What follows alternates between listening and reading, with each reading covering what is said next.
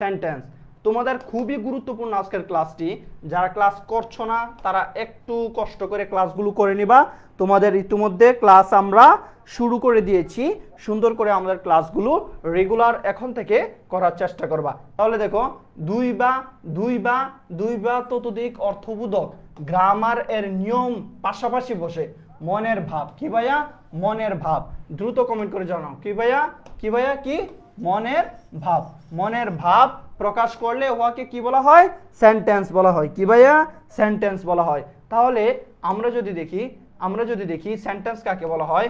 A combination of word that makes মানে কি? তৈরি করে। কি তৈরি করে? কমপ্লিট সেন্স মানে কমপ্লিট একটি বিষয়, একটি উপস্থাপনা করে। Is called a sentence. Okay, যে সেন্টেন্স এর শর্তসমূহ। কি ভাইয়া? সেন্টেন্সের শর্তসমূহ কি কি? সেন্টেন্সের কি কি শর্ত থাকে একটু জানাবা ভাইয়াকে। সেন্টেন্সের কি কি শর্ত থাকে? সেন্টেন্সকে ক্যাপিটাল লেটার দ্বারা শুরু করতে হবে। কি ভাইয়া? সেন্টেন্সকে ক্যাপিটাল লেটার দ্বারা সেন্টেন্সটি কি করতে হবে? শুরু করতে হবে। ওয়ার্ডগুলোকে ইংলিশ গ্রামারের নিয়ম অনুসারে সাজাতে হবে। কি ভাইয়া? কি দিয়ে? নিয়ম অনুসারে। শুধু আমরা আন্তাজে নিজের মতো করে বসালেই হবে না, আমাদের নিয়ম অনুসারে সাজিয়ে বসাতে হবে। তারপর হচ্ছে সেন্টেন্সে ব্যবহৃত প্রতিটি শব্দের স্পষ্ট, কি ভাইয়া? স্পষ্ট অর্থ থাকতে হবে এবং সেন্টেন্সের অর্থপূর্ণ ভার্ব থাকতে হবে। কি ভাইয়া?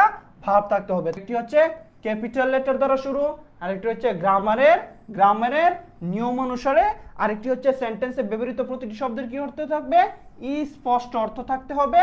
আরেকটি বিষয় হচ্ছে তোমাদের প্রতিটি সেন্টেন্সে একটি অর্থপূর্ণ ভার্ব থাকতে হবে। তাহলে সেন্টেন্সের কি কি প্রকার রয়েছে দেখো। একটি হচ্ছে assertive sentence, interrogative sentence, imperative sentence, objective sentence, exclamatory sentence. কি ভাইয়া? কি কি সেন্টেন্স? কত প্রকার? আমরা সেন্টেন্সের এখানে আমরা 5 প্রকার দেখতে পাচ্ছি। একটি হচ্ছে assertive, interrogative, imperative, objective, exclamatory. কি ভাইয়া? Imperative, exclamatory. Okay, assertive sentence কাকে বলা হয়? অ্যাসার্টিভ সেন্টেন্স কাকে বলা হয়? যে সেন্টেন্স সাধারণভাবে, কি ভাইয়া? সাধারণভাবে কোনো বর্ণনা বা বিবৃতি, কি ভাইয়া? কোনো বর্ণনা বা বিবৃতি প্রদান করে তাকে অ্যাসার্টিভ সেন্টেন্স বলে। তাকে কি বলা হয়? অ্যাসার্টিভ সেন্টেন্স বলা হয়। বা বিবৃতিমূলক বাক্য। কি ভাইয়া? বিবৃতিমূলক বাক্য। কি ভাইয়া?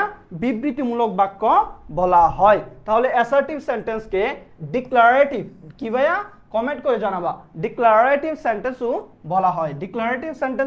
বলা হয়। তাহলে তার স্ট্রাকচারটা কি? একটু দেখো তো স্ট্রাকচারটা কি? স্ট্রাকচার হচ্ছে subject plus verb plus object. তাহলে এখানে কোনো ভেজাল নাই, কোনো গ্যাঞ্জাম নাই, কোনো ধরনের কোনো সমস্যা নাই। সুজা একটি সাবজেক্ট লাগবে, তারপর ভার্ব প্রয়োজন, তারপর একটি অবজেক্ট প্রয়োজন। কি ভাইয়া? তারপর একটি অবজেক্ট প্রয়োজন। তারপর দেখো যে আমরা এক্সাম্পল দেখি যে রহিম থার্ড পারসন সিঙ্গুলার নাম্বার থাকার কারণে ভার্বের সাথে এস বা ইএস যুক্ত করা হচ্ছে। রহিম গোস টু মাদ্রাসা রেগুলারলি। কি ভাইয়া? রেগুলারলি। তারপর দেখো উই লার্ন ইংলিশ। এখানে কোনো ইচ্ছা, আকাঙ্ক্ষা, ভাব প্রকাশ, হাসি, কান্না বা কোনো প্রশ্ন করা এরকম কোনো কিছুই বুঝাবে না, তাই হচ্ছে অ্যাসার্টিভ সেন্টেন্স। কি ভাইয়া? Assertive sentence. We learn English, আমরা ইংরেজি শিখি। They play football in the afternoon, তাহলে তারা কি করে? তারা ফুটবল খেলে। কখন? বিকেল বেলায়। Father is reading news paper, বাবা কি করে? বাবা নিউজ পেপার পড়ছে, অর্থাৎ সংবাদপত্র পড়ছে। ক্লিয়ার? তাহলে আমরা অ্যাসার্টিভ সেন্টেন্স কি দেখলাম ভাইয়া? অ্যাসার্টিভ সেন্টেন্স দেখলাম আমরা subject plus verb plus object. কি ভাইয়া? Subject plus verb plus object. Okay, তারপরে এখানে আমরা কি দেখতে পাচ্ছি যে অ্যাফার্মেটিভ সেন্টেন্স। হ্যাঁ, অ্যাফার্মেটিভ সেন্টেন্স কিভাবে আসলো আর নেগেটিভ সেন্টেন্স কিভাবে আসলো? অ্যাসার্টিভ সেন্টেন্সকে কি ভাইয়া? অ্যাসার্টিভ সেন্টেন্সকে দুই ভাগে ভাগ করা যায়। কি কি? একটি হচ্ছে অ্যাফার্মেটিভ আর একটি হচ্ছে নেগেটিভ। যে অ্যাফার্মেটিভ হচ্ছে হ্যাঁ বোধক এবং নেগেটিভ হচ্ছে কি না বোধক। তাহলে দেখো যে আই শ্যাল হেল্প ইউ, এখানে কোনো না বোধক ওয়ার্ড নাই। He has done the work, এখানে কোনো না বোধক কোনো ওয়ার্ড নাই। তাহলে এই দুটি কি? এই দুটি হচ্ছে অ্যাফার্মেটিভ। কি ভাইয়া? অ্যাফার্মেটিভ। নেগেটিভ মানে কি? নেগেটিভ মানে না। নেগেটিভ মানে না বোধক শব্দ থাকবে। কি ভাইয়া? না বোধক শব্দ থাকবে। ওকে, তাহলে না বোধক শব্দ যখন থাকবে তখনই তা কি হয়ে যাবে? অ্যাফার্মেটিভ থেকে নেগেটিভ হয়ে যাবে। দেখো যে I shall not help you, I shall not help you. তাহলে এখানে নট এর পরে কি? এখানে শ্যাল এর পরে নট যুক্ত করা হচ্ছে। তারপরে দেখো নেগেটিভের আরেকটি দেখো যে he has not done the work. তাহলে এখানে হ্যাজ এর পরে নট ছিল না বিধায় এটা অ্যাফার্মেটিভ ছিল, কিন্তু হ্যাজ এর পরে যখনই নট চলে আসছে তখনই তা কি হয়ে যাচ্ছে? অ্যাফার্মেটিভ থেকে নেগেটিভ সেন্টেন্স হয়ে যাচ্ছে। কি ইন্ট্রোগেটিভ সেন্টেন্স হচ্ছে কি? আচ্ছা, ইন্ট্রোগেটিভ সেন্টেন্স হচ্ছে যে সেন্টেন্স দ্বারা কোনো প্রশ্ন করা বোঝায়। কি ভাইয়া? প্রশ্ন করা হয় তাকে ইন্ট্রোগেটিভ সেন্টেন্স বলা হয়। কি ভাইয়া? যে সেন্টেন্স দ্বারা কোনো প্রশ্ন করা হয় তাকে ইন্ট্রোগেটিভ সেন্টেন্স বলা হয়। তাহলে ইন্ট্রোগেটিভ সেন্টেন্সের স্ট্রাকচার কয়টি? একটু কমেন্ট করে জানাবো। আমরা দেখতে পাচ্ছি ইন্ট্রোগেটিভ সেন্টেন্সের স্ট্রাকচার কয়টি? স্ট্রাকচার হচ্ছে দুটি। কি ভাইয়া? স্ট্রাকচার হচ্ছে দুটি। কি কি? দেখো তো, অক্সিলারি ভার্ব প্রথমে থাকবে, অক্সিলারি ভার্ব, তারপর হচ্ছে সাবজেক্টের পর ভার্ব, ভার্বের পর অবজেক্টের পরে অবশ্যই একটি কোয়েশ্চেন মার্ক থাকবে। কি থাকবে ভাইয়া? কোয়েশ্চেন মার্ক থাকবে। দুই নম্বর দেখো WH ওয়ার্ড দিয়ে শুরু হবে। কি ভাইয়া? WH ওয়ার্ড দিয়ে শুরু হবে। কি WH ওয়ার্ড। তাহলে WH ওয়ার্ড গুলো কি কি আমরা কি জানি? হোয়াট, হুম, হাউ, হোয়েন, এগুলো হচ্ছে হাউ। এই ওয়ার্ডগুলো কি? এই ওয়ার্ডগুলো হচ্ছে WH ওয়ার্ড। কি ভাইয়া? কি? তা হচ্ছে WH ওয়ার্ড। ওকে, তাহলে দেখো যে ইন্ট্রোগেটিভ সেন্টেন্সের দুটি আমরা দেখি, একটি হচ্ছে অক্সিলারি ভার্ব দিয়ে শুরু হবে আর একটি হচ্ছে WH ওয়ার্ড দ্বারা শুরু হবে। অক্সিলারি ভার্ব হচ্ছে ক্যান, কুড, শেল, শুড, মাইট, এগুলো হচ্ছে অক্সিলারি ভার্ব। তাহলে আমরা দেখি যে WH ওয়ার্ড দ্বারা শুরু হলে তারপরে একটি অক্সিলারি ভার্ব থাকবে, তারপরে একটি সাবজেক্ট থাকবে, তারপর ভার্ব এবং তারপর অবজেক্ট এবং সর্বশেষ কি? একটি কোয়েশ্চেন মার্ক থাকবে। কি থাকবে? কোয়েশ্চেন মার্ক থাকবে। তাহলে দেখো যে আমরা এক্সাম্পল দেখি যে এটা হচ্ছে অক্সিলারি ভার্ব। তাহলে অক্সিলারি ভার্বের পরে আমাদের কি প্রয়োজন? সাবজেক্ট প্রয়োজন। এই যে সাবজেক্ট দে। তারপর আমাদের কি প্রয়োজন ভাই? একটি ভার্ব প্রয়োজন, ক্যাচ শব্দের অর্থ কি? ক্যাচ শব্দের অর্থ হচ্ছে ধরা। তাহলে এখানে ভার্বের সাথে আইএনজি হয়েছে ক্যাচিং। তাহলে এটি কি হচ্ছে? ভার্বের সাথে আইএনজি হয়ে এখানে কি টেন্স গঠন করা হয়েছে? এখানে একটি কন্টিনিউয়াস টেন্স। আমরা জানি আইএনজি যেখানে কন্টিনিউয়াস সেখানে আমরা আজকের ক্লাসে পড়েছি। তাহলে দেখো, তারপরে দেখো যে আর হচ্ছে প্রেজেন্ট। তাহলে এটি কি টেন্স? Present continuous tense. কি ভাইয়া? Present continuous tense. তাহলে দেখো আমরা আগের পড়াগুলোকে একটু রিভাইজ দিচ্ছি। স্ট্রাকচার কি? অক্সিলারি ভার্ব থাকবে, সাবজেক্ট থাকবে, অক্সিলারি ভার্ব থাকবে। কি ভাইয়া? অক্সিলারি ভার্ব থাকবে, সাবজেক্ট থাকবে, ভার্ব থাকবে, অবজেক্ট থাকবে, তারপর একটি কোয়েশ্চেন মার্ক অবশ্যই মাস্ট বি থাকতে হবে। তারপর দেখো যে হোয়ার দিয়ে শুরু। হোয়ার মানে কি ভাইয়া? আমরা জানি হোয়ার মানে হচ্ছে WH ওয়ার্ড। তাহলে হোয়ার এরপরে একটি অক্সিলারি ভার্ব প্রয়োজন। এই যে আর হচ্ছে auxiliary verb, the catching fish. তাহলে where are the catching fish. তাহলে হোয়ার এর পরে অক্সিলারি ভার্ব প্রয়োজন, তারপর দেখো যে ডিড কি? ডিড হচ্ছে একটি auxiliary verb. Did they go there. তার কোয়েশ্চেন মার্ক কি হবে? When did they go there. ঠিক আছে, তাহলে হোয়েন এর পরে আমরা ডিডটাকে আমরা পরে নিয়ে এসেছি। কি ভাইয়া? আমরা অক্সিলারি ভার্বটাকে পরে নিয়ে এসেছি। কেন পরে নিয়ে এসেছি? কারণ আমাদের প্রথমেতে কি ছিল? WH ওয়ার্ড থাকলে আমাদের কমিটমেন্ট কি ছিল? অক্সিলারি ভার্ব পরে যাবে। আর অক্সিলারি ভার্ব যদি আগে থাকে তাহলে WH ওয়ার্ড থাকবে না। কি ভাইয়া? WH ওয়ার্ড থাকবে না। ওকে, তাহলে আমাদের ইন্ট্রোগেটিভ সেন্টেন্স মোটামুটি আলহামদুলিল্লাহ ক্লিয়ার। ওকে, ইন্ট্রোগেটিভ সেন্টেন্স ক্লিয়ার।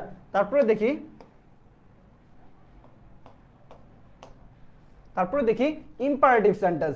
যে সেন্টেন্স দ্বারা কি ভাইয়া? যে সেন্টেন্স দ্বারা কোনো আদেশ অনুরোধ, নিষেধ, প্রস্তাব, উপদেশ বুঝায় তাকে কি বলা হয়? ইম্পারেটিভ সেন্টেন্স বলা হয়। ইম্পারেটিভ সেন্টেন্স বলা হয়। তাহলে ইম্পারেটিভ সেন্টেন্সের স্ট্রাকচার আছে। স্ট্রাকচার কি? স্ট্রাকচার হচ্ছে তিনটি। কি কি? একটি হচ্ছে ভার্ব দিয়ে শুরু হবে, ভার্ব প্লাস এক্সটেনশন। ভার্বের অর্থাৎ কোন একটি ভার্বই কি হবে? ইম্পারেটিভ সেন্টেন্স হবে। যেমন মনে করো রিড, রিড শব্দের অর্থ কি? রিড শব্দের অর্থ হচ্ছে পড়ো। লিসেন, লিসেন শব্দের অর্থ কি? শুনো বা শোনা। লুক মানে তাকাও। তাহলে প্রতিটা ভার্বই একটি সেন্টেন্স, প্রতিটা ভার্বই কি? একটি সেন্টেন্স। এই সেন্টেন্সটি কি? সেন্টেন্সটি হচ্ছে তোমাদের কি? সেন্টেন্সটি হচ্ছে ইম্পারেটিভ সেন্টেন্স, অর্থাৎ আদেশ, নিষেধ, অনুরোধ, প্রস্তাব, উপদেশ যাই বুঝান না কেন সকল কিছু কি হবে? সকল কিছু কি হবে? ইম্পারেটিভ সেন্টেন্স হবে। কি ভাইয়া? ইম্পারেটিভ সেন্টেন্স হবে। ওকে, তাহলে স্ট্রাকচার কি? ভার্বের সাথে এক্সটেনশন। তাহলে ভার্বের সাথে এক্সটেনশন যদি হয়ে থাকে তাহলে দেখো ডু দ্য ওয়ার্ক। তাহলে ডু কি? ডু হচ্ছে ভার্ব, অর্থাৎ কাজটি করো। তাহলে শুধু ভার্ব যদি মানে ডু, ডু শব্দের অর্থ কি? করা। আমরা উপদেশ দেই না যে ডু ইউ মানে তুমি কাজটি করো, ইউ ডু তুমি কাজটি করো। শুধু যদি ডু বলি যে ডু মানে কি? করো, মানে এই কাজটা করো। তাহলে আমরা কি জানলাম যে প্রত্যেকটি ভার্বে কি? প্রত্যেকটি ভার্বে ইম্পারেটিভ সেন্টেন্স। ওকে, তাহলে তারপরে আমরা স্ট্রাকচারটি দেখি। তারপরে স্ট্রাকচারটি কি? প্লিজ অথবা কাইন্ডলি যদি থাকে, প্লিজ অথবা কাইন্ডলির পরে ভার্ব থাকবে এবং তারপরে কি থাকবে? এক্সটেনশন থাকবে, অর্থাৎ ইত্যাদি। আমরা অবজেক্ট যাই বলি না কেন ইত্যাদি সকল কিছুই থাকবে। তাহলে দেখো যে প্লিজ হেল্প মি, তাহলে প্লিজ এর পরে আমরা কি আনছি? একটি ভার্ব এনেছি, ভার্বের পরে ইত্যাদি ইত্যাদি ডট ডট যাই থাকে না কেন। তারপর দেখো যে লেট, লেট দ্বারা শুরু হবে। কি ভাইয়া? লেট, লেট যদিও একটি ভার্ব কিন্তু কিন্তু একটা জিনিস তোমরা খেয়াল করে দেখবে, লেট এর প্রতিটা ক্ষেত্রে টেন্স, তোমরা সেন্টেন্সে বলো, তারপর হচ্ছে তোমাদের ন্যারেশনে বলো, লেটের কিন্তু আলাদা সর্বদা একটি ব্যবহার থেকেই যায়। কি করা?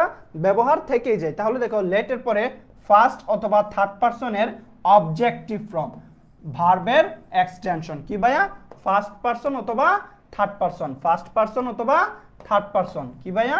ফার্স্ট পারসন অথবা থার্ড পারসনের অবজেক্টিভ ফর্ম, তারপর হচ্ছে ভার্ব, তারপর হচ্ছে এক্সটেনশন। 3 নম্বরটা দেখো যে লেট মি, তাহলে মি কি? মি হচ্ছে আয়ের অবজেক্টিভ ফর্ম। আই হচ্ছে ফার্স্ট পারসন, আয়ের অবজেক্টিভ ফর্ম কি? আয়ের অবজেক্টিভ ফর্ম হচ্ছে মি, আয়ের অবজেক্টিভ ফর্ম হচ্ছে মি। ওকে ওকে, তাহলে দেখো let me go out, let me go out. Okay, তাহলে আমরা ইম্পারেটিভ সেন্টেন্সও আলহামদুলিল্লাহ ডান। তারপর দেখো অপটেটিভ সেন্টেন্স। অপটেটিভ সেন্টেন্স কি? অপটেটিভ সেন্টেন্স কি একটু জানাবো ভাইকে। অপটেটিভ সেন্টেন্স হচ্ছে যে সেন্টেন্স দ্বারা কোন মনের ইচ্ছা প্রার্থনা প্রকাশ পায় তাকে কি বলা হয়? অপটেটিভ সেন্টেন্স বলা হয়, অর্থাৎ প্রার্থনা সূচক বাক্য বলে। কি বলে ভাইয়া? প্রার্থনা সূচক বাক্য বলে। যেই সেন্টেন্স দ্বারা কোনো মনের ইচ্ছা, প্রার্থনা, আকুতি, মিনতি এগুলো প্রকাশ পায় তাকে কি বলা হয়? অপটেটিভ সেন্টেন্স বা প্রার্থনা সূচক সেন্টেন্স বলা হয়। কি ভাইয়া? অপটেটিভ সেন্টেন্স বা প্রার্থনা সূচক সেন্টেন্স বলা হয়। তাহলে তার স্ট্রাকচারটা কি আমরা দেখি। তাহলে তার স্ট্রাকচারটা কি? মে থাকবে, অথবা উড দ্যাট থাকবে, অথবা হ্যাড থাকবে, অথবা লং লিভ থাকবে, তারপর সাবজেক্ট, তারপর ভার্ব, তারপর এক্সটেনশন। কি ভাইয়া? মে থাকতে পারে, উড দ্যাট থাকতে পারে, হেড থাকতে পারে, লং লিভ থাকতে পারে, তারপর সাবজেক্ট, তারপর ভার্ব, তারপর কি? এক্সটেনশন। ওকে ওকে, ক্লিয়ার। দেখো এরকম ভাবে ছোট কাল থেকে যদি পড়তা তাহলে আর কোনো, আমি মনে করি না কোনো কোয়েশ্চন দরকার ছিল।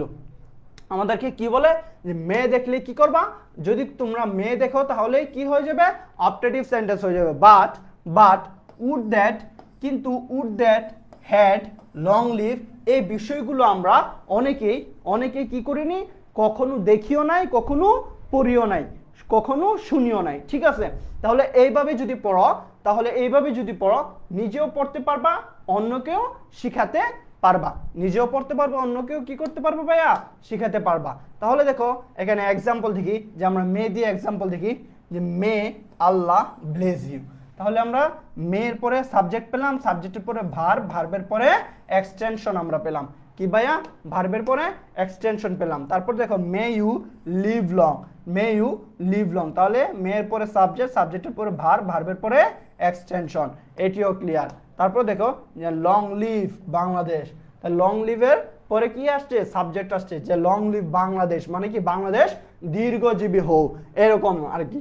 তারপর দেখো যে had I been a king, আমি যদি রাজা হতাম, আমি যদি রাজা হতাম, অর্থাৎ এটা একটা প্রার্থনা সূচক। তারপর হচ্ছে would that I were a bird, আমি যদি পাখি হতাম। সো এই বিষয়গুলো তারা কি করে, প্রার্থনা করা হয়, কি করা হয়,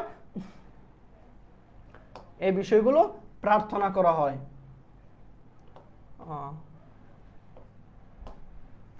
ওকে, তাহলে আমরা কি দেখলাম যে অপারেটিভ সেন্টেন্সে আমাদের কি কি, অপারেটিভ সেন্টেন্সে আমরা কয়টি ব্যবহার দেখতে পাচ্ছি, একটি, দুইটি, তিনটি, চারটি কিওয়ার্ড দিয়ে, আমরা কি করলাম ভাইয়া, শিখে নিলাম অপারেটিভ সেন্টেন্স। ওকে, এক্সক্লেমেটরি সেন্টেন্স কি ভাইয়া, এক্সক্লেমেটরি সেন্টেন্স। তাহলে এক্সক্লেমেটরি সেন্টেন্স কাকে বলা হয়, দেখো এক্সক্লেমেটরি সেন্টেন্স বলা হয় যে সেন্টেন্স দ্বারা মনের আবেগ, বিস্ময়, আনন্দ, দুঃখ প্রভৃতি প্রকাশ পায়, তাকে এক্সক্লেমেটরি সেন্টেন্স বলা হয়। তাকে কি বলা হয়, এক্সক্লেমেটরি সেন্টেন্স বলা হয়। তাহলে দেখো তার স্ট্রাকচারটা কি, স্ট্রাকচার হচ্ছে হোয়াট এ অথবা an or how plus adjective plus subject plus verb, এবং লাস্টে কি থাকবে, একটি এক্সক্লেমেশন ওয়ার্ড থাকবে। আমরা হোয়াট দিয়ে দেখি যে what a nice shirt it is, তাহলে এখানে ভার্ব কি থাকবে, ভার্ব থাকবে সবার শেষে, এবং ভার্বের শেষে একটি কি থাকবে, এক্সক্লেমেশন চিহ্ন, অর্থাৎ এক্সক্লেমেশন একটি ওয়ার্ড থাকবে। তারপর দেখো যে এলাস মানে কি, দুঃখজনক, হুররা না আনন্দজনক, ফুইফি মানে কি সিসি, এই জাতীয় যে ওয়ার্ডগুলো রয়েছে তা কি হয়, এক্সক্লেমেশন ওয়ার্ড, অর্থাৎ এগুলো দ্বারা এক্সক্লেমেটরি সেন্টেন্সের ভাব প্রকাশ পায়। কি ভাইয়া, এক্সক্লেমেটরি সেন্টেন্সের ভাব প্রকাশ পায়। তাহলে হুররা অথবা এলাসের পরে সাবজেক্ট আসবে, ভার্ব আসবে, এক্সটেনশন আসবে। এখানে হুররা এগুলোর পরে কি চলে আসবে আমাদের ভাইয়া, এগুলোর পরে আমাদের এক্সক্লেমেশন ওয়ার্ড চলে আসবে। তাহলে দেখো hurrah we win the game, এখানে যদি থাকতো alas we lost the game. So এইভাবে আমরা দুটি নিয়ম কি করলাম, দুটি নিয়ম আমরা শিখে নিলাম। 3 নম্বর কি, যে ইফ অথবা হেড এর ব্যবহার, ইফ অথবা হেড এর পরে সাবজেক্ট, তারপর ভার্ব এবং তারপর এক্সটেনশন, এবং তারপর কি ভাইয়া, তারপর হচ্ছে একটি এক্সক্লেমেশন চিহ্ন, এক্সক্লেমেশন ওয়ার্ড। ওকে, দেখো if I were a bird, যদি আমি একটি পাখি হতাম, তাহলে এটা কি মানে এখানে একটি বিস্ময় প্রকাশ করছে যে ভাইয়া যদি আমি একটি পাখি হতাম তাহলে আমি ওই রাষ্ট্রে চলে যেতাম বা এরকম কিছু একটা করতাম। সো এই বিষয়টা কি হচ্ছে ভাইয়া, এই বিষয়টা কি করা হচ্ছে, এই বিষয়টা হচ্ছে এক্সক্লেমেটরি সেন্টেন্স, অর্থাৎ মনের যে একটি ভাব তথা বিস্ময়, মানে একটি অনাকাঙ্ক্ষিত বিষয় সে কি করছে, কল্পনা করছে। তাহলে আমরা আলহামদুলিল্লাহ